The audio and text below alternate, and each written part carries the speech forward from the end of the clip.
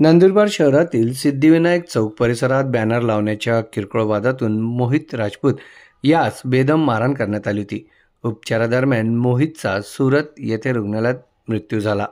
या प्रकरणी नंदुरबार शहर पोलीस ठाण्यात 6 संशयितांविरुद्ध खुनाचा गुन्हा दाखल करण्यात आला आहे। या प्रकरणाची न्यायालयात जलद गतीने तपासणी करण्यात यावी, दोषींना तात्काळ अटक करून कठोर कारवाई करण्यात यावी, अन्यथा समस्त बांधवांच्या वतीनं भव्य मोर्चा काढण्यात येईल असा इशारा देत आज सोमवारी 18 ऑगस्ट रोजी दुपारी 12च्या सुमारास समस्त राजपूत समाजातर्फे जिल्हाधिकारी नंदुरबार आणि जिल्हा पोलीस अधीक्षक नंदुरबार यांना निवेदन सादर करण्यात आले आहे। या प्रसंगी मृत मोहित राजपूत यांचे कुटुंबीय तसेच राजपूत समाजबांधव मोठ्या संख्येने उपस्थित होते। माझ्या मुलाला न्याय हवा, हा लहान परिवार आहे। या परिवाराचं पालन पोषण कसं होईल, आम्हाला न्याय हवा। त्याला फाशीची शिक्षा द्या, आरोपीला तात्काळ अटक करा ही विनंती। आम्हाला आश्वासन दिलंय की होईल।